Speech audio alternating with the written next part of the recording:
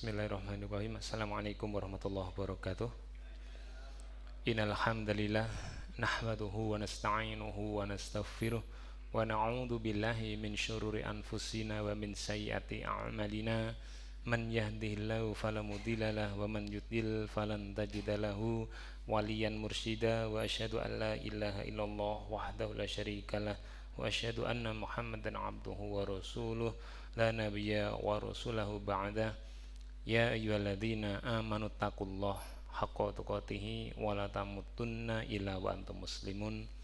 Ya ayyuhalladzina amanu taqullaha wal tanzur nafsum ma qaddamat lighad wattaqullaha innallaha khabirum bima ta'malun. Allahumma shalli ala nabiyyina Muhammadin wa ala alihi washabihi wa man tabi'ahum bi ihsan ila yaumiddin wa ba'du.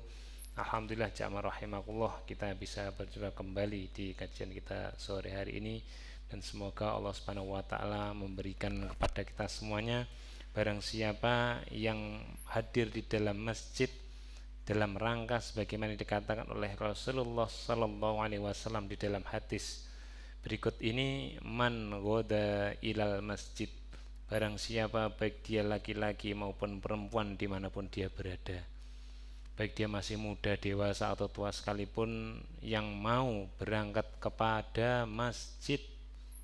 Masjid itu tempat untuk beribadah, apapun ukurannya, baik itu langgar, musola atau yang lain-lain. Masjid agung, masjid jamek, atau masjid apa malih? Wah, itu nama la yuridu illa ayyata'allama khairan aw yu'allimahu, yang dia inginkan dalam berangkat ke masjid itu hanya untuk dia belajar kebaikan atau dia mengajarkan kebaikan. Jadi barang siapa yang datang dalam rangka niatnya untuk belajar kebaikan, jadi di dalam masjid itu belajar kebaikan, bukan untuk melipat gandakan sendalnya atau yang lain-lain cari teman, tapi dia juga datang dalam rangka mengajarkan kebaikan. Karena lahu, baginya orang yang seperti itu, ka'ajri, akan mendapatkan balasan sebagaimana haji, yaitu hajinya seseorang, yaitu pahalanya ini tadi, taman, utama atau sempurna hajatuhu, dari hajinya. Maka kita yang hadir di sini insyaallah dengan niat yang lurus untuk belajar dan mengajarkan kebaikan, sepulang dari sini kita akan mendapatkan pahala yang sangat besar, yaitu setara dengan haji yang sempurna. Semoga kita mendapatkan semuanya itu dan diluruskan niatnya. Jangan berangkat ke ngaji di masjid untuk cari teman, timbang dewi sendirian di rumah atau yang lain-lain. Nah, maka diluruskan saja. Begitu pula di dalam riwayat yang lain, Bukhari, Muslim, Abu Hurairah radhiyallahu anhu berkata bahwasanya Rasulullah sallallahu alaihi wasallam bersabda, sab'atun, ada 7 golongan, yudhilluhumullah, yang dia dinaungi oleh Allah, fi dhillihi, di dalam naungannya, yauma, yaitu pada hari, la dhillah, tidak ada naungan, la dhillah, tidak ada naungan, illa, melainkan, dhilluhu, naungan Allah. Jadi akan ada hari di mana seseorang itu tidak akan mendapatkan naungan melainkan dari Allah. Di antaranya adalah dari 7 golongan tadi. Warajulun, adalah seorang laki-laki, qalbuhu, yang hatinya, mu'allakun, senantiasa terpaut, fil masajid, ke masjid-masjidnya Allah. Tidak hanya satu masjid, ke banyak masjid. Jadi dia tergantung dengan masjid di mana dia berada. Yang dicari adalah masjid untuk mendapatkan kebaikan di sana, untuk menuntut ilmu walaupun dia sedang safar sekalipun. Dan kita di sini sedang mukim. Semoga dengan niat ini kita mendapatkan pahala haji tadi dan digolongkan kepada orang yang akan mendapatkan naungannya di hari kiamat nanti, yang tidak diberikan melainkan hanya kepada 7 orang. Baik jamaah rahimakumullah, kita lanjutkan di dalam pembahasan kita tentang salat sunnah rawatib. Kita sudah sampai dalam pembahasan hikmah. Hikmah ini apa kira-kira artinya hikmah? Lihat Google tidak apa-apa, boleh silakan. Opo artinya hikmah? Apa hikmah ini? Apa kira-kira kegunaan? Ini Bu, hikmah itu apa Bu? Manfaat. Ada yang lagi? Bukan nama orang loh, nggih. Emang ada nama orang hikmah. Ini yang saya tanya bukan nama orang, hikmah. Jadi kurang lebihnya adalah sesuatu yang ada di balik, atau misalkan uang itu bukan nilai nominal tapi nilai intrinsiknya. Mungkin ini nilainya cuman 5.000 misalkan uang, tapi kalau nilai di dalamnya intrinsiknya, dalam arti intrinsik dalam tanda kutip ngoten nggih, nilai yang tidak tertera dalam nominal, mungkin ini uang 5.000 atau 10.000 bagi kita biasa, mungkin bagi orang yang membutuhkan, yang belum makan seharian tuh 5.000 atau 10.000 niku seperti no, seperti emas katanya ngoten nggih. Seperti orang yang kehausan ndak bawa bekal minuman, habis di napa perjalanan yang panas terus mendapatkan walaupun hanya segelas air. Wah, itu luar biasa. Nah, seperti itu. Jadi ada hikmah, nilai yang tidak nampak dari zahirnya. Mungkin sholat sunnah rawatib itu ya mungkin 2 rakaat, 4 rakaat ya di waktu pagi, siang, sore, malam, hanya begitu. Mungkin orang melihatnya sama, tidak ada bedanya dengan sholat-sholat lain. Rupanya ada hikmah. Nah, hikmah inilah yang tidak bisa diukur, dan barangkali nilai ini lebih besar dari apa yang dikerjakan. Mungkin hanya membutuhkan waktu 5, tidak sampai 5 menit mungkin kalau 2 rakaat ngoten nggih. Dan dengan tenaga yang ya sejumlah itu saja, tapi yang dia dapatkan itu tidak hanya catatan sudah mengerjakan sholat pahalanya sekian, enggak, tapi dibaliknya itu ada yang lebih berharga lagi. Dari apa? Disyariatkannya sholat sunnah rawatib. Dan mungkin orang menilai tema sholat sunnah rawatib ini tidak menarik, sholat sunnah rawatib paling ya yang dibahas itu saja, ya sudah tahu, setiap hari sudah melakukan, ya 22, 4 itu saja, sudah biasa sejak zaman dulu sampai sekarang, dan insya Allah akan datang tuh mereka hanya menganggap itu sebagai sebuah rutinitas. Nah, akan tetapi jamaah rahimakumullah, setelah kita membahas hikmah ini, saya rasa kita tidak akan menyepelekan atau bahkan menggolongkan salat sunnah rawatib itu hanya dari sisi kacamata hukum. Hukumnya apa salat sunnah rawatib niku?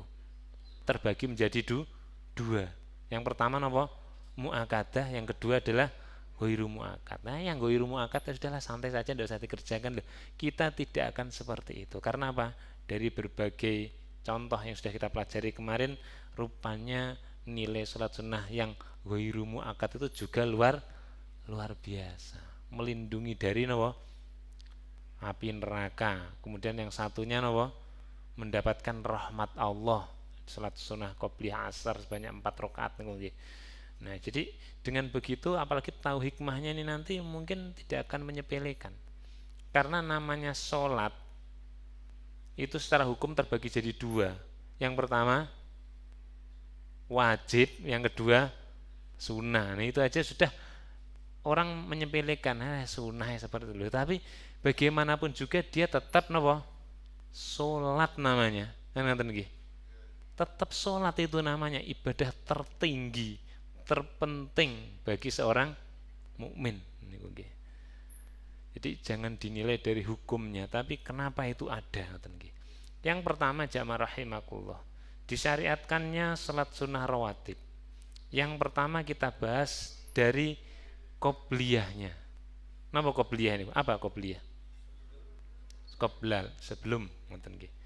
Kenapa kok ada salat sunnah yang mengiringi atau disebut rawatib, dia itu berposisi sebelumnya? Dalam bahasa lainnya, sebelum sholat fardu. Kenapa kok itu ada? Kira-kira mengapa? Boleh tebak dulu, tidak apa-apa, walaupun tidak berhadiah nih. Kenapa, Pak Wito? Gimana? Kira-kira?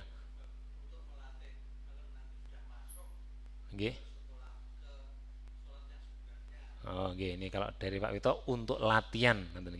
Kalau ibu-ibu kira-kira untuk apa?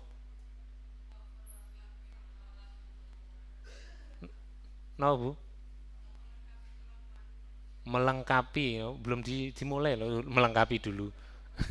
Yang qobliyah niki. Yang pertama qobliyah niku, nggih. Misalnya kan kalau sudah melakukan terus dilengkapi kan, ya itu logis aja. Kok sebelumnya ini loh, oh sebelum melakukan kok disuruh melakukan dulu ngoten nggih. Terus seperti ini kok. Nah, wah itu yang saya karena hanya banyak nih kobliyahnya nih. Kenapa kok harus ada? Kenapa kok ada kobliyah juga ngoten nggih? Kira-kira kenapa?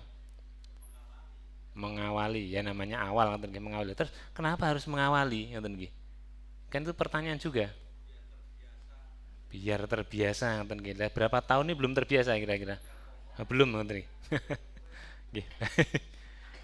Menurut para ulama jamaah rahimahullah tujuannya kenapa kok ada sholat qobliyah ini secara hikmah tujuannya nanti akan kita bahas di belakang adalah agar satu aja lagi agar dong bukan agar-agar agar jiwa sebenarnya plus raga sebenarnya tapi yang paling utama adalah jiwanya ruhnya dulu memiliki persiapan sebelum melaksanakan sholat wajib. Itu tujuannya supaya ruhnya ini yang di dalamnya ada pikiran, hati dan lain-lain itu siap sehingga kalau sudah siap maka nanti tatkala mengerjakan yang wajib itu tidak apa? Ya, tidak berat, tidak gelagapan dan sebagainya sudah tinggal jalan saja. Seperti sepeda motor itu kan kita dipanasirin nggih. Itu tujuannya apa tujuannya dipanasi dulu? Iya biar panas nanti. Kalau sudah dinaiki kan tinggal gas saja. Kalau belum panas kan tahu sendiri kan nggih. Digas butuh cepat tuh dia nanti berebet nah terganggu. Nah, sehingga kalau dilihat sepeda motor yang dia tidak dipanasi, ini analogi saja nggih, tidak membandingkan dengan sholat, nanti jangan dikomparasi. Kalau motor itu belum dipanasi terus digas langsung berangkat kecepatan agak tinggi itu kan berebet ngoten nggih nenjat-nenjat itu kalau nampak dari dohirnya saja mata saja itu kira-kira kalau jalan tuh bagus tidak dilihat tidak bagus ngetril berhenti colat salut gitu nggih nah itu saja sudah tidak bagus tidak cantik tidak estetis kalau dilihat beda kalau motor sudah panas digas kan enak suaranya saja jangan hanya dilihat dari suara saja kita tidak lihat kendaraannya suaranya sudah enak gitu kalau tidak dipanasin suaranya gimana ya berbrek brek brek brek brek brek dok dok duar dan sebagainya ngoten nggih. Nah seperti itu. Nah jadi artinya dengan logika seperti itu sehingga sholat ini yang dinamakan wajib ini tatkala dimulai itu akan memberikan dampak terhadap kualitas sholat wajibnya supaya lebih berkualitas sholatnya. Ya, karena sholat wajib itu yang akan dihitung apa paling awal. Nah nanti kita akan dapati hadis itu tadi sehingga sebelum orang itu memulai sholat wajib Allah menyediakan sholat qobliyah itu supaya dia itu terbiasa di dalam persiapannya tadi baik jiwa maupun raganya kalau tidak gitu nanti agak kaku nyendat bagi orang-orang tertentu yang fisiknya itu terganggu itu akan apa terasa mungkin yang sehat segar bugar akan lain apalagi yang masih muda itu jamaah rahimakumullah. Mengapa persiapan seperti ini sangat diperlukan? Walaupun ini pembahasannya agak sepele, tapi nanti setelah kita melihat dalil-dalilnya yang kita akan tahu kenapa kok bisa didefinisikan seperti ini oleh para ulama. Mengapa persiapan jiwa plus raga ini sebelum mengerjakan sholat wajib itu diperlukan dengan dia mengerjakan sholat qobliyahnya? Kira-kira apa? Ya pemanasan. Mengapa diperlukan? Tadi supaya panas barangkali. Ya, supaya panas ya. Yang pertama adalah ini alasan pertamanya ada dua alasan yang paling besar oleh para ulama. Sebelumnya jiwa kita itu telah disibukkan dengan berbagai urusan dunia. Sepakat dengan ini? Para ulama mengatakan seperti itu karena jiwa kita itu saat ini saat niki itu sangat banyak sekali urusan dunia, complicated, komprehensif, apalagi sekarang semua harga naik, barang sulit, tidak tersedia. Itu kira-kira jiwa atau pikiran ini tenang enggak? Wah, ngeden ngoten nggih muwikit. Lah ini setelah itu kemudian waktunya adzan masuk waktu sholat, terus dia segera sholat wajib gitu, kira-kira sholatnya berkualitas atau tidak? Nah, tadi dari pasar targetnya notanya beli catatannya 7 barang penting semua, yang satu belum kebeli yaitu apa? Nak berasnya ngoten nggih. Nah, setelah ini makan siang kira-kira tatkala sholat gimana?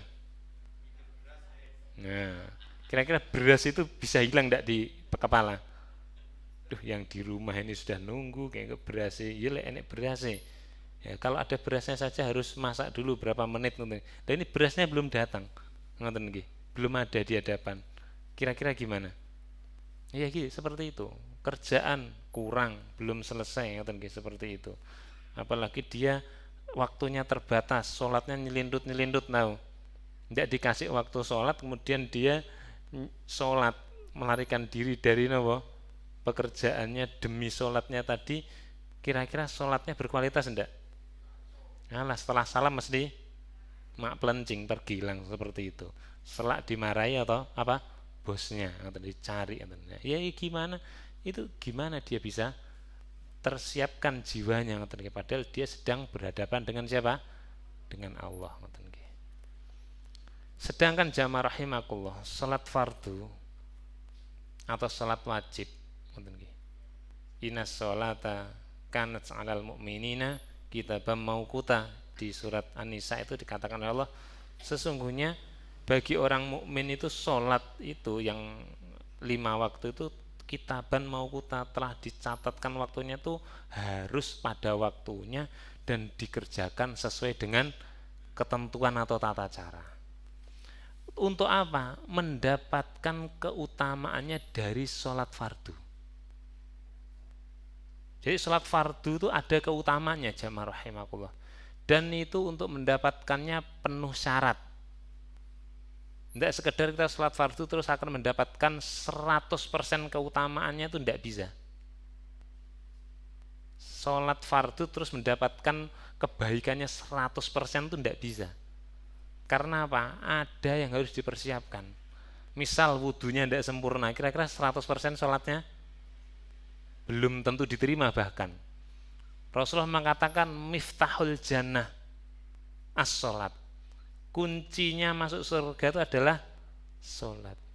Wa miftahul sholat tohur, dan kuncinya sholat adalah bersuci. Bersucinya niku buru-buru piak-piuk namung napa ya, nendangi air kakinya piuk, kepalanya ini cuma dilempari air gitu aja jambulnya itu kira-kira gimana kualitas napa wudunya, bersucinya. Lah terus itu kan berdampak kepada sholatnya, ngoten nggih. Seperti itu. Belum lagi pikirannya tadi, ngoten nggih, berasnya belum ada, ngoten nggih. Terus barangkali tatkala sholat anaknya satu belum kejemput, ngoten nggih. Dan waktunya pas jam 12 tet niku ya pikiran luar biasa, ngoten nggih. Ya, karena keutamanya itu tidak bisa 100% didapatkan sedemikian mudah. Di antara keutamaannya apa kira-kira? Sholat fardu itu di antara keutamaannya, ya sudah saya sebutkan tadi, miftahul jannah as-sholat, kuncinya surga. Surga, kuncinya surga adalah apa? Sholat. Sholat itu apa ya? Semua sholat, terutama sholat fardunya itu harus lolos, ngoten nggih. Dan surganya ini tidak sekedar surga saja loh nggih. Tapi surga yang dimaksud di sini adalah surga Firdausil A'la, surga tertinggi napa? Firdaus. Sampai Rasulullah mengatakan kalau kamu menginginkan surga, ngoten nggih, berdoalah. Karena dalam sebuah hadis setiap orang tatkala meminta surga, maka surga akan berkata kepada Allah sampai 3 kali, ya Allah, masukkan dia kepadaku, masukkan dia kepadaku, masukkan dia kepadaku. Maka kita perlu meminta surga. Begitu juga kita minta berlindung kepada Allah dari neraka.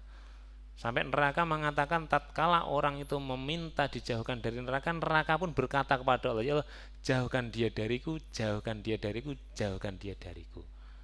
Sampai ada doa yang diajarkan oleh Rasulullah napa? Allahumma ini as'alukal jannah. Aku mohon padamu jannah wa na'udzubika, dan aku berlindung kepadamu ya Allah min sakhotika, nah, dari apa? Itu kemelutnya apa? Annar, api neraka. Nah, itu aja diminta seperti itu ngoten nggih. Sampai enten napa? Itu bait napa? Yang itu loh. Saya ndak pantas masuk surga kan ngoten nggih. Napa niku? Nggih. Lah terus piye? Ning neraka ya ora kuat, ning surga ya ora pantes. Lah terus itu terus itu ning endi ngoten nggih. Terus itu permintaan cap apa? Lah Rasulullah mengatakan lek minta ya minta surga Firdaus gitu loh. Kalau kamu minta surga, mintalah yang tertinggi Firdaus ngoten nggih. Lah kok neraka ora kuat, ning surga ya ora pantes. Lah terus ini mau ngapain gitu loh. Ya mending ndak usah bicara gitu loh. Kan ngoten nggih. Rasulullah mengatakan gitu kok. Butuh surga ora? Yes, apapun modelnya ya mintalah.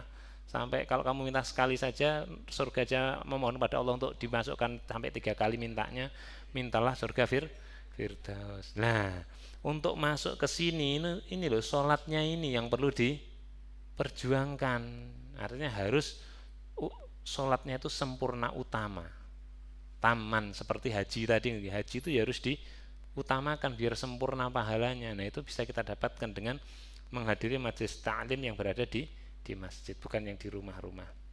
Nah, dengan itu maka syaratnya untuk mendapatkan 100% keutamaannya ini dan nanti akan berbuah surga Firdaus al-A'la itu membutuhkan apa? Kekhusyuan. Khusyuk niki. Gimana mau kusuk pikirannya itu tadi, napa? Duh, berasnya belum dapat. Seperti itu. Terus apalagi yang lain ngoten nggih. Kampun pengalaman to ngeten nggih. Nah, pengalaman ndak saya sebut ngoten nggih. Perlu kekusyukan. Kira-kira bisa kusuk? Saya jamin ndak. Karena hadisnya pun juga mengatakan begitu ngoten nggih. Nah, ini persoalannya adalah sholat fardunya ini harus khusyuk. Nah, untuk membuat khusyuk itu kan harus dipersiapkan jiwanya, ditenangkan dulu. Bahkan ada sholat safar nih nggih. Pernah dengar sholat sunnah safar? Belum kita bahas, kalau di pertemuan yang akan datang. Sholat sunnah safar itu ada orang yang kalau sudah safar, misalkan bekerja di yang paling mudah contoh Surabaya ngoten nggih. Tatkala dia mau pulang, itu jangan masuk rumah dulu. Mampir ke masjid, sholat sunnah 2 rakaat ya, sholat sunnah safar itu tadi. Kemudian setelah itu baru dia masuk ke perjalanan pulang, entah itu berapa menit atau puluhan menit dari masjid itu, kemudian dia pulang. Tapi syaratnya masjidnya itu ada di tempat mukimnya dia. Misalnya rumahnya Trenggalek sini, sudah begitu dari Unturenan masuk, entah itu mau di Bindo atau di Suruntakan, panjenengan ketemu masjid apapun bentuknya, sholat di 2 rakaat, kemudian setelah itu baru masuk rumah, jangan jujuk ke rumah. Itu tujuannya apa? Untuk membuat, ada yang mau jawab? Tidak ada? Tujuannya adalah untuk membuat jiwanya manusia tadi itu tenang. Tenang. Karena apa? Karena sholat tadi, dia sholat safar tadi, sholat sunnah safar tadi kan tenang, berjumpa dengan Allah, berdoa, kan hatinya tenang. Karena di perjalanan itu wis campur aduk dan sebagainya, kan pikirannya tidak karu-karuan. Masuk masjid rileks, kalau perlu mandi dulu tidak apa-apa di situ untuk mendapatkan ketenangan, baru dia masuk ke rumah. Sehingga sebelum masuk rumah tuh sudah auranya masjid. Tenang napa mboten? Panjenengan ke masjid ngoten niku tambah sumpek napa terus pundi? Ngeluh mboten nggih? Tambah tenang. Nah, dari ketenangan itu baru pulang ke rumah, berjumpa dengan anggota keluarganya. Beda ndak dengan begitu dari Surabaya naik masjid terus umpel-umpelan, mogok, mau macet ngoten nggih, AC ini bisa berbet ngoten. Begitu setelah itu turun langsung datang ke rumah, ngetok pintu, kira-kira gimana suasananya?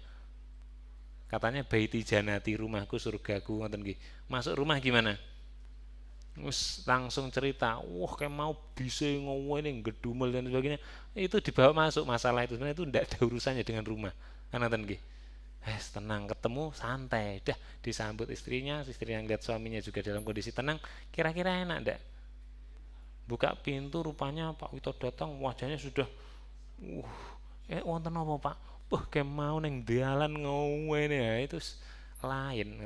Nah, ini untuk sholat fardunya berkualitas, jiwanya itu ditata dulu, dipersiapkan dengan sholat sunnah supaya kekhusyuan untuk sholat fardunya itu tercapai. Jadi jangan dikira kekhusyuan ini tidak penting, ngoten nggih.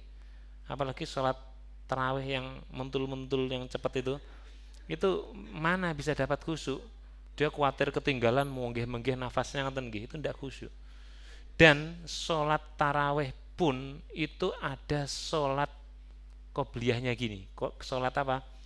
Yang digunakan untuk perantara untuk sholat tarawih. Ada sholat persiapannya 2 rakaat saja. Nabi begitu. Tatkala mau sholat tarawih itu beliau sholat 2 rakaat dulu, dua rakaatnya ringan. Bahkan di dalam wilayah atau daerah tertentu pernah saya mendapati ikut tarawih gitu di sana, itu sholat sebelum tarawih itu di masjid itu besar itu, sholat 2 rakaatnya nih itu dijaharkan, suaranya dijaharkan seperti sholat fardunya, sholat tarawih itu, tapi tidak baca surat-surat pendeknya, ndak. Setelah Al-Fatihah amin selesai berapa nafas, 1-2 nafas, kemudian takbir ruku. Itu menunjukkan mereka tuh kira-kira menganggap iki ringannya sing penting ini, nah seperti itu, ngoten nggih. Walaupun tuh ya boleh-boleh saja, ngoten nggih. Itu pernah ada kejadian saya dapati seperti itu. Oh rupanya di sini tuh sholat persiapannya untuk tarawih itu dianggap ringan, bukan kayak cepat itu enggak Bu, tetap temponya, cuman dia ada bagian-bagian dari bukan rukun sholat, ngoten nggih, itu tidak diamalkan di situ, ngoten nggih. Seperti itu. Yang saya dapat itu adalah bacaan suratnya, tidak ada. Setelah Al-Fatihah selesai kemudian segera ruku. Baik, kita kembali ke sini. Diperlukan kekhusyuan. Karena jamaah rahimakumullah, kekhusyuan itu akan menentukan kualitas sholat, dan kualitas sholat itulah yang akan menjadikan sholat itu utama dan dia berhak mendapatkan surga, dan surganya itu surga Firdaus. Kira-kira syaratnya bertingkat tidak tadi? Bertingkat. Itu dikatakan oleh Allah Subhanahu wa taala. Jadi perkara kekhusyuan itu harus kita jaga. Kalau panjenengan sholat di masjid tertentu tidak mendapatkan kekhusyuan di situ, saran terbaiknya adalah panjenengan ganti tempat. Yang di situ bisa khusyuk. Ada. Maaf, mungkin bacaan imamnya itu membuat panjenengan tidak khusyuk. Bacaannya cepet, makhrotnya tidak karu-karuan, ngoten nggih. Ada yang seperti itu, gangguannya banyak, ngoten nggih. Itu pilihannya adalah ganti tempat. Kalau mereka tidak ganti imam dan lain-lain, ngoten nggih. Begitu juga dengan tata cara, dengan sholat itu barisannya itu ada jaraknya, terus seperti ular, ndak rata, ndak itu kan kira-kira dengan sholat itu tenang ndak di situ? Ndak tenang, ngoten nggih. Sholat di situ pakaiannya campur aduk, yang depan tulisannya lanjutkan, yang sampingnya pertahankan dan sebagainya gitu. Itu juga membuat kekhusyuan. Iya. Iya, seperti apalagi sebentar lagi kan gitu nggih. Sebentar lagi ini sudah panas-panasnya politik, nanti panjangan sholat atribut itu kira-kira ya nempel. Mungkin mereka setelah atau sebelum kampanye mampir sholat dulu sudah terlanjur pakai atribut, ngoten nggih. Ya gimana, ngoten nggih. Iya, lanjutkan atau berhenti saja atau ganti, ngoten nggih. Nah, kembali ke sini. Di surat Al-Mu'minun, ini surat ini sangat masyhur, saya yakin panjenengan sering mendengar, bahkan ada yang hafal. Di 12 ayat pertama, pokoknya di situ yang kita ambil adalah sesuai pokok bahasan kita tentang kekhusyuan. Pakai K. Kekhusyuan yang merupakan paling inti, paling utama untuk mendapatkan kualitas sholat sehingga berbuah kepada surga. Di syarat pertama disebutkan oleh Allah Subhanahu wa taala bagi orang yang beriman. Apa kata Allah Subhanahu wa taala? A'udzu billahi minasyaitonir rajim. Qad aflahal mu'minun. Sungguh falah, kemenangan, beruntung. Siapa yang sungguh beruntung di sini? Al-mu'minun, orang-orang yang beriman.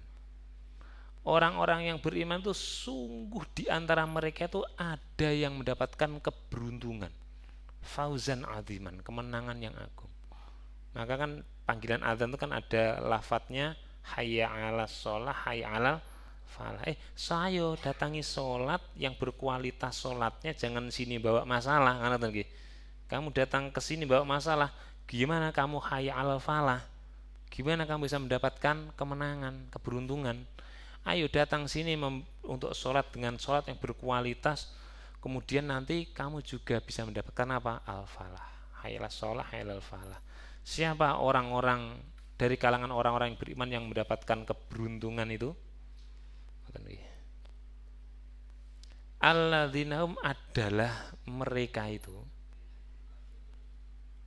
fi sholatihim dalam sholatnya him mereka, di dalam sholatnya mereka apa? Khosyi'un, khusyuk sholatnya. Dia termasuk orang-orang yang khusyuk di dalam sholatnya. Ciri pertama orang beriman yang beruntung dikatakan oleh Allah itu apa? Orang yang dalam sholatnya itu khusyuk. Hari kita kalau dalam sholat kita belum mendapatkan kekhusyuan, atau situasi masjidnya belum ada tanda-tanda di situ masjid sholat atau situasinya tenang khusyuk, itu ini menciderai syarat ini. Jadi masjid itu kalau bisa jangan banyak suara rame-rame atau tidak karu-karuan, di situ harus tertib dan sebagainya. Kalau dilihat itu tenang, menyenangkan, sehingga hati menjadi senang di masjid itu. Kalau sudah senang itu melakukan sesuatu tuh wah enak. Ya, panjangan mendapatkan sesuatu yang tidak menyenangkan tuh kira-kira enak enggak?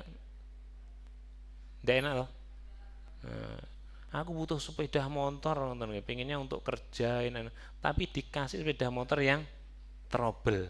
Kira-kira ngendarainya gimana? Yang gedumel kan seperti itu. Nah, ya seperti itu. Maka kekhusyuan ini harus dijaga. Dan kita harus berusaha dan mencarinya juga. Nah, maka dari sini Allah sudah mengetahui bahwasannya untuk mendapatkan kemenangan ini orang tuh harus konsentrasi di dalam sholatnya, harus berkualitas. Dan kualitasnya itu adalah berupa apa? Kekhusyuan. Nah, maka untuk mendapatkan kekhusyuan di dalam sholat fardunya itu Allah sudah menyediakan barrier untuk apa? Memfilter hal-hal yang masih dibawa orang tadi sebelum kepada masjid. Tatkala kerja, kata jualan, ketemu orang yang beli yang cerewet dan sebagainya kan nonton nggih. Bagi yang pernah jualan ketemu pembeli cerewet itu kan nggih menghabiskan pikiran kan nonton nggih. Waktu juga. Nah, itu setelah kemudian waktu sholat. Begitu datang ke masjid sholat gitu, kira-kira ingat enggak dengan kejadian ribut tadi? Masa 10.000 dinyang 5.000 itu dalam hati masih bergema dalam apa? Sholatnya. Nah, itu terus khusyuk dari mana kan nonton nggih. Ya gitu nonton nggih.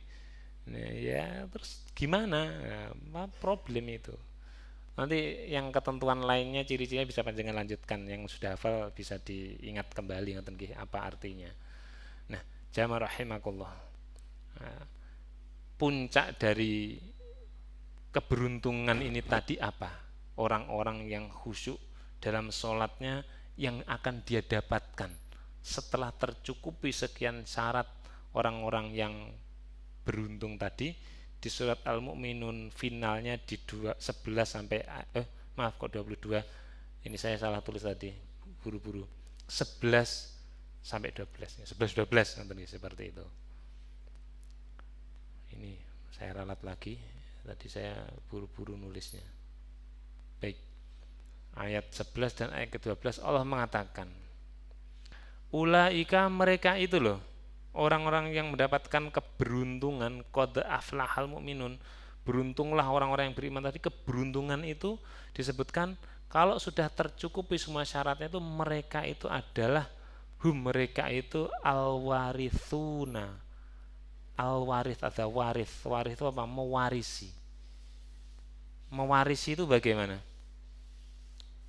Dia tercatat sebagai apa? Bagian. Kan terakui sebagai bagian, sehingga dia berhak mendapatkan haknya. Sudah ada hak yang akan diberikan, hadiahnya itu ada, dan dia harus memenuhi syarat. Syaratnya apa tadi? Ya tadi 1 sampai sekian tadi di ayat sebelum-sebelumnya tadi. Kalau seperti itu mereka itu berhak untuk menjadi siapa? Ahli waris. Jadi mereka itu masuk kepada siapa? Para pewaris. Dia sudah terverifikasi masuk kepada siapa? Pewaris, ahli waris. Warisan apa yang disediakan oleh Allah Subhanahu wa taala? Warisan itu kan bendanya kan ada loh yang akan diberikan dan harus memenuhi syarat. Bendanya sudah ada, sudah dulunya Allah sudah sediakan itu. Di ayat yang ke-11 dikatakan alladzina yarithuna, mereka itu loh adalah orang-orang yang akan mewarisi. Dia akan mendapatkan itu tadi. Al-Firdaus. Ini surga Firdaus. Langsung disebut namanya oleh Allah. Al-Firdaus, ya yang itu. The special one, that one, yaitu saja, yaitu surganya. Surga Firdaus. Tersebut namanya, bukan alladzina yarithunal jannah, enggak gitu, tapi ya yarithunal Firdaus, langsung disebut namanya surganya. Syaratnya lihat ayat-ayat sebelumnya mulai 1 sampai 9 tadi.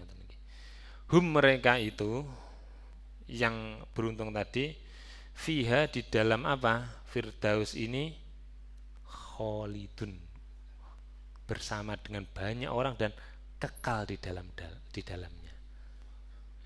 Syaratnya apa? Salatnya khusyuk. Nah ini gue lagi.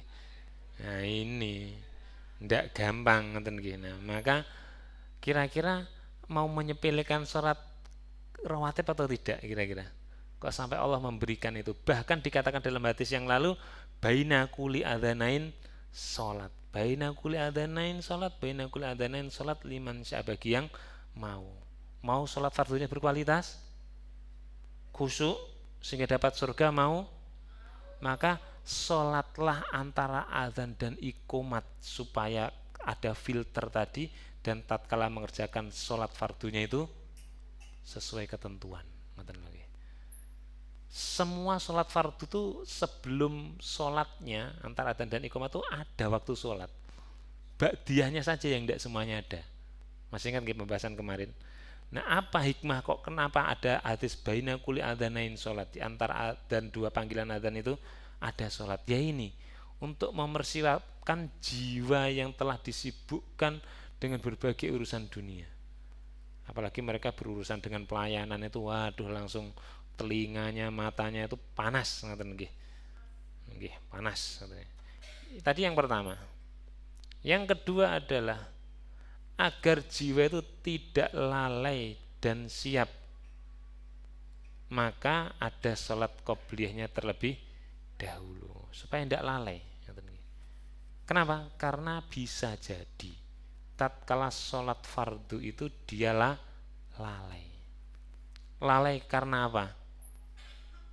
Ini urusan dunia ini tadi. Setelah sholat ini nanti saya harus ke sana, nanti gini-gini, ya itu sudah. Pengalaman pribadi toh. Nah, ya seperti itu. Nah, iya. Itu aja lalai, ngoten lho nggih. Ma'al ghaflah, bersama lalai, ngoten lagi. Nah, itu loh. Perlu, makanya bagaimana menata fokusnya, ngoten nggih, seperti itu. Iya, ngoten nggih. Kemudian yang kedua, jamaah rahimakumullah, disyariatkannya salat sunnah rawatib ba'diyah itu ada hikmahnya. Yang qobliyah sudah selesai, tidak akan kita perpanjang. Kenapa ada ba'diyah? Tujuannya apa kira-kira? Hikmahnya di sini. Tadi qobliyah sudah ada. Kalau ba'diyahnya, merasa puas kalau itu. Yang lain, Bu? Untuk menyempurnakan. Nah, apa yang disempurnakan? Sholat fardunya. Kenapa sholat fardunya disempurnakan? Karena ya tadi lalai tadi, lalai, lali. Nah, dalam artian di sini oleh para ulama disebutkan untuk menutup beberapa, tidak semuanya, kekurangan dalam sholat wajib yang baru dilakukan. Ada kekurangannya jelas. Karena apa? Ya lalai tadi. ya bisa lali betulan karena apa? Mungkin ngantuk, capek ngoten nggih. Siang itu luar biasa capeknya, itu bisa konsentrasi berkurang, itu ya lali betulan ngoten nggih, ndak konsentrasi. Nggih. Karena pasti ada kekurangan. Pasti ada kekurangan. Loh mesti loh ini, pasti. Di sana sini maksudnya mungkin di bagian awal, tatkala dan sebagainya seperti itu nggih, ketika melakukannya. Di antaranya adalah tatkala membaca surat ada ayat yang lupa ngoten nggih, macet dan sebagainya seperti itu dan yang lain-lain ngoten nggih. Boleh jadi maaf gangguan fisik, misalkan menguap. Terus yang kedua ini keluar, tempat keluarnya depan belakang nih loh, ekskresi, ekskresi kulit, artinya untuk pembuangan dua lubang itu kalau dia sedang menunjukkan sinyalnya itu kira-kira terganggu enggak? Terganggu. Ya, terus itu pas sholat di tengah-tengah, kakak sholatnya berkualitas atau tidak? Molat-molet, joget di situ ngoten nggih. Nah, itu pasti itu karena itu ada yang profesinya menyebabkan itu ngoten nggih. Baik, itu jamaah rahimakumullah. Dari hikmah dua tadi. Nah, landasannya apa? Nah, ini yang akan kita bahas.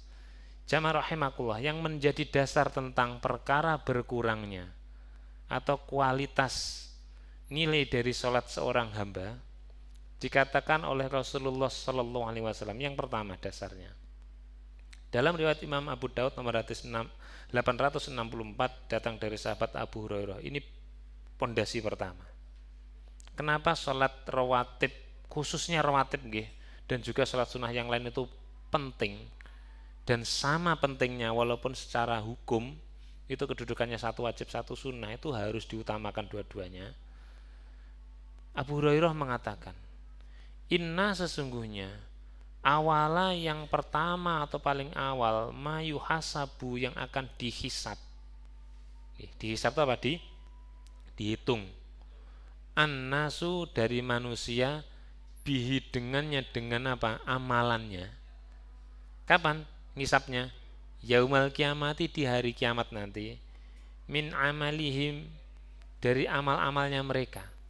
Ada loh pertama kali yang akan dihisap dulu dari amalnya seorang hamba. Nah, makanya kayak yang pertama itu kira-kira perlu disiapkan atau tidak? Panjangan mau naik pesawat aja, enggak pesawat aja, naik kereta aja. Pertama kali yang akan ditanyakan oleh penjaga pintu apa? Karcis, tiketnya mana? Kira-kira panjenengan kalau begitu santai enggak? Enggak, pasti beli tiket dulu jauh hari kan nonton nggih. Seperti itu. Bawanya juga harus hati-hati. Ditaruh paling depan, enggak taruh di bawah nanti bungkar-bungkar. Harus disiapkan lebih dulu. As-sholatu yaitu sholatnya mereka. Jelas nggih, sholat amalnya, bukan sedekahnya, bukan bacaan Qur'annya, bukan yang lain-lain, hajinya ngoten nggih. Haji 5 kali itu ndak ditanya lebih dulu, yang ditanya sholatnya. Haji ndak sholat ya ndak gunane ngoten nggih, seperti itu. Nggih. Qala berkatalah Allah Subhanahu wa taala. Yaqulu, berkatalah Rasulullah, berkatalah Abu Hurairah, dia menceritakan bahwasannya Rasulullah bersabda.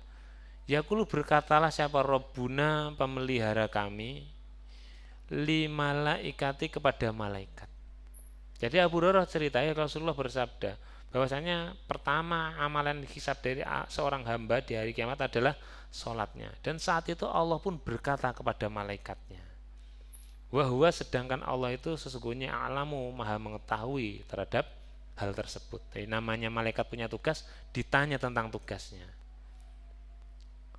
Ungzuru, lihatlah, tolong lihatlah, fi, pada sholati, amalan sholatnya abdi, hambaku. Ini ada orang yang sudah didudukkan di hadapan Allah. Sekarang wahai malaikat, kerjakan tugasmu, cek sholatnya dulu. Coba dibuka amalannya, sholatnya dulu. Maksudnya sholat fardu yang ditanya. Atammaha, apakah utama atau sempurna dari sholat fardunya dia? Amna kosoha, atau memiliki kekurangan? Kekurangan itu ini tanda kutip loh nggih. Memiliki makna banyak. Kekurangan itu barangkali tidak lengkap atau bolong karena sesuatu hal ngoten nggih. Lupa atau dulu sengaja ngoten nggih, ndak dikodok ngoten nggih. Apakah memang bolong? Yang kedua, kurang tuh kurang apa? Ya kurang sempurna dalam apa? Pahalanya. Apa sholatnya dia itu ndak ada apa ndak 100% toh pahalanya ndak 100% toh? Dia ndak mendapatkan 100% keutamaan sholatnya toh? Memang Allah bertanya, emang sholat tuh harusnya ya dapat 100 gitu loh. Ndak bisa sholat ndak 100 tuh ndak dinilai oleh Allah. Jadi perlu apa? Remedi atau perlu apa? Kompensasi. Tapi ndak disuruh ngerjakan lagi. Ngoten nggih. Sekarang kan panjenengan guru, piye lho 98 ki kurang ku lho nomor 5 kurang rong strip. Jawab sih. Nah, gitu kan ngoten nggih. Wes mana? Setelah itu ya bener. Nilainya langsung dikasih 100. Gitu loh maksudnya. Jadi tugasnya dikasih loh, lah iki nomor 4 ki jawabane kudune 3 lho, sik mau jawab loro. Goleki. Ya gitu kan ngoten. Setelah penuh, oke, 100 ya dapat 100 gitu maksudnya. Jadi sholat fardu kita itu tidak akan diterima oleh Allah kalau belum utama 100%. Pertanyaan ini loh, apakah utama atau sempurna yang ditanya? Nonton nggih. Ya kan ditanya berarti kesempurnaannya. Maka bisa jadi sholatnya seseorang itu tidak sempurna karena banyak hal. Fa in kanat tammat, apabila sholatnya mereka itu utama atau sempurna, semuanya dikerjakan jumlahnya terus nilainya 100. Yang kuliah ini apa? 400 itu apa? Kumlot ada lagi summa kumlot nggih napa? Summa kumlot nggih 400 niku nggih. Kalau kumlot tuh masih ya ada 3,8 summa kumlot nggih. Kemelut malah nilai bolong semua. Apakah sempurna 100% ngoten nggih.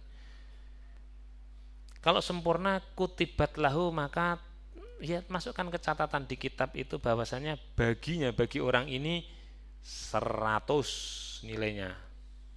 Sret ngoten nggih. Lek guru pinten? Ngeten nggih. Nah, dulu. Wis 100 lolos, sip. Nilainya 100 sempurna.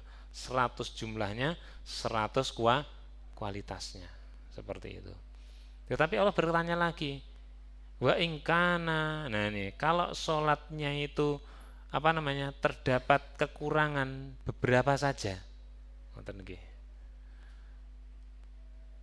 Qala berkatalah Allah Subhanahu wa taala, coba dicek. Ya Allah, ternyata ada yang kurang. Barangkali ya sholat tiap semuanya dikerjakan. Cuman nilainya itu ya rata-rata 9 lah, ngoten nggih. Kira-kira atau 90 kalau di, bulatan puluhan. Kira-kira bisa disebut 100%, 100 enggak toh? Nilainya 90 ngoten nggih. Mungkin amin ngoten nggih kalau kuliah nilainya amin. Enggak bisa A, bukan amin anu nggih. Pasangan capres nggih. Amin maksudnya ke A nilainya min bukan nilai plus ngoten nggih, seperti itu. Ungzuru, lihatlah sekarang, coba cek. Hal apakah li abdi pada hambaku itu minta tawu, ini kurang ini apa tulisannya dari sholat tatawunya ngoten nggih. Apakah ada sholat sunnahnya, sholat sunnah rawatib utamanya ngoten nggih. Coba dicek amalan sholat yang tidak wajib, terutama rawatibnya yang mengiringi itu, yang paling utama yang nempel dengan fardunya itu. Fa in kana lahu tatawwu, apabila dia ini memiliki sholat tatawwu atau sholat sunnah rawatibnya bagus, qala berkata Allah Subhanahu wa taala, atimmu, sempurnakan, lengkapilah li abdi, untuk hambaku ini faridotahu, sholat fardunya. Kalau jumlahnya misalkan 1 miliar sholat, seharusnya totalnya itu dia masih ya berapa itu, tolong genapkan jumlahnya. Atau kalau nilainya masih 98 tadi, 9 sekian dan sekian itu, jadikanlah 100 dari apa? Sholat sunnahnya tadi, jadikan untuk seperti itu. Pertanyaannya, kalau tidak punya sholat sunnah gimana? Apa bisa kan nggih? Tidak bisa balik lagi ke dunia, ngulangi. Apalagi sholat itu, tunggu ya Allah, saya tak sholat dulu. Tidak bisa, tidak ada. Nah, maka kira-kira dengan begini menyepelekan sholat sunnah atau tidak, terutama rawatib? Tidak.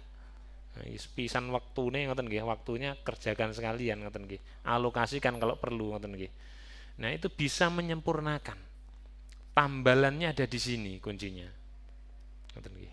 Saya cukupkan nggih ini walaupun sudah adzan, saya cukupkan supaya tidak terputus. Minta tawahi dari sholat sunnah yang dia lakukan, yaitu yang dicari yang utama-utama, terutama sholat rawatibnya tadi, karena bisa menutupi ya sholat fardunya yang sedang dia kerjakan ma'al ghaflah, bersama apa kelalaiannya tadi, ditutupi di situ. Jadi ya bisa ditempel seperti itu. Kalau ditempel sudah bagus. Nah, gigi kroa itu kalau dilihat gimana? Nah ya, kalau ditempel kira-kira gimana? Apalagi teknologi sekarang seperti baru, seperti tidak ada rusaknya, dilihat bagus seperti itu.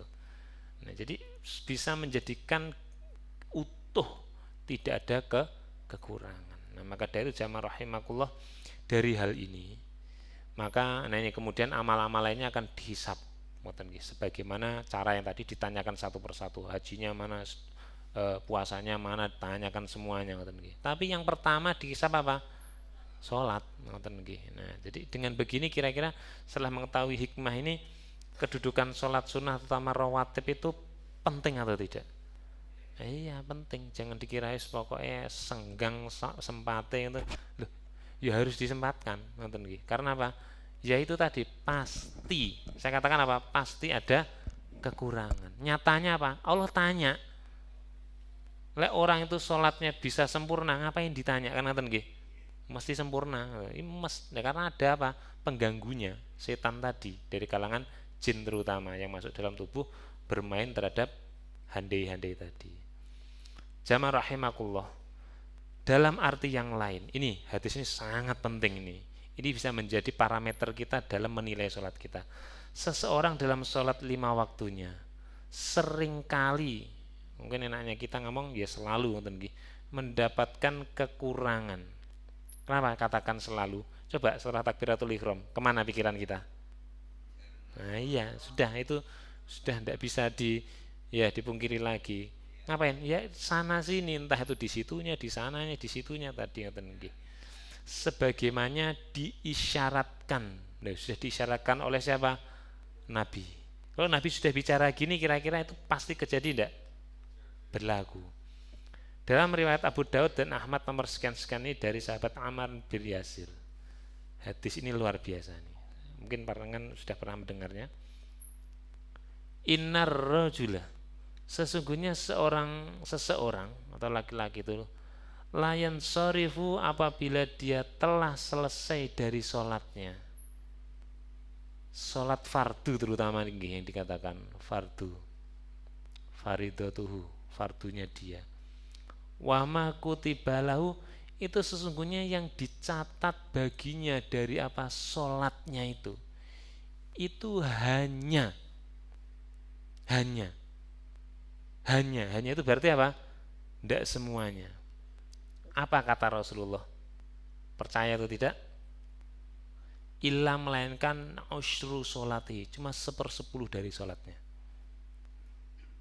Orang tuh kalau sudah selesai sholat, yang dicatat tuh hanya 1/10. 1/10. Kalau sholat tuh nilai 100%, 1/10 itu berapa?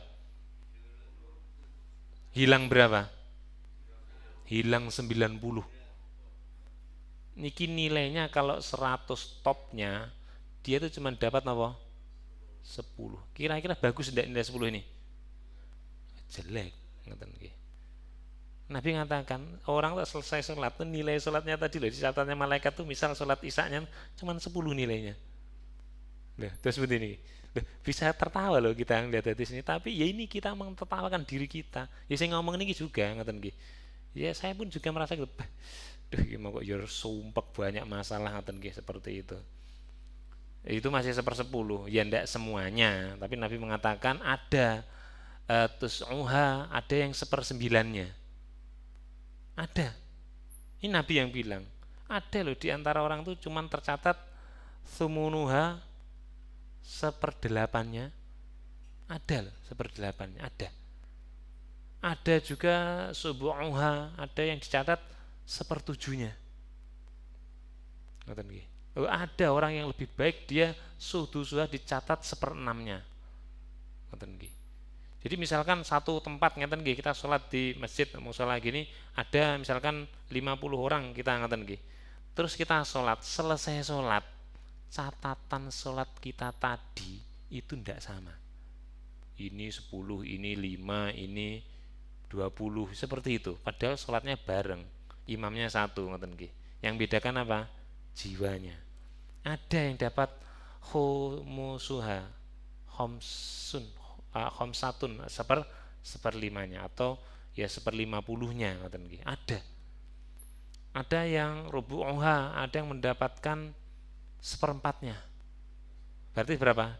25 kalau angkanya puluhan. Dia sholatnya dapat 25%-nya saja. Ada yang dapat sepertiganya. Ada sepertiganya, lebih banyak dia. Berapa sepertiganya? 30% lebih. 33%, paling tidak 33 sekian, 33, sekian sekian 333%. Besar atau kecil? Sepertiga. Tetap kecil kan Wah, kan sepertiganya lagi. Ada yang nisfuha, yang separuh sholatnya. Ada separuhnya. Sapi ini pol nih, melewati 1/10, 9, 8, 7 dan ini perumpamaan Nabi mengatakan seperti ini. Nah, kira-kira kualitas kita ini khusyuknya gimana ini? Ini lagi. Alladzina, tadi dikatakan oleh Allah, fi sholatihim khosyi'un. Mereka tuh dalam sholatnya khusyuk. Nah, ini khusyuknya gimana? Catatannya kayak gini. Kira-kira sholat qobliyah penting enggak? Ba'diyah penting enggak untuk nambal kekurangannya nih? Lah, misalkan nisfuhu, separuhnya. Lah 50% itu kita harus memenuhi loh, dari mana? Kalau tidak dari sholat rawatib tadi, misalkan yang paling dekat. Sholat tahajud ya ora, Tuhan ya ora, dan lain-lain. Yang diandalkan apa? Ya ini. Nah, untuk mendapatkan 50 ini gimana? Seperti itu. Baik jamaah rahimakumullah, itulah yang bisa kita pelajari sampai malam hari ini, dan insya Allah di pertemuan yang akan datang tidak kalah hebatnya sebab turunnya kok kenapa sepersekian-sekian tadi dirinci dalam hadis-hadis Nabi setelahnya, dan semoga kita bisa mempelajari ini yang bisa menjadikan berkurangnya pahala sholat seseorang. Hadisnya jelas. Baik, itu saja yang bisa kita pelajari pada kesempatan malam hari ini. Mungkin boleh jadi akan mimpi buruk dengan sepersekian sholat tadi. Marilah kita persiapkan untuk mencukupinya dengan sholat-sholat sunnah, terutama sholat rawatib kita. Jadi tidak usah dipikirkan muakat atau ghairu muakatnya, yang penting gimana bisa untuk mencukupi kekurangan tadi. Ada yang ditanya barangkali? Tidak ada lagi? Pas, saya yakin banyak pertanyaan, ya bingung juga, khawatir juga, ya dijawab sendiri dalam perjalanan kita. Ngaten mawon, wala alam bisawab, barakallahu li walakum wa fi hadzal majlis. Rabbana la ta'khidna in nasina aw akhtana. Rabbana taqabbal minna innaka antas samiul alim. Wa sallallahu ala Muhammad wa akhiru da'wana anil hamdulillahi rabbil alamin. Wassalamualaikum warahmatullahi wabarakatuh.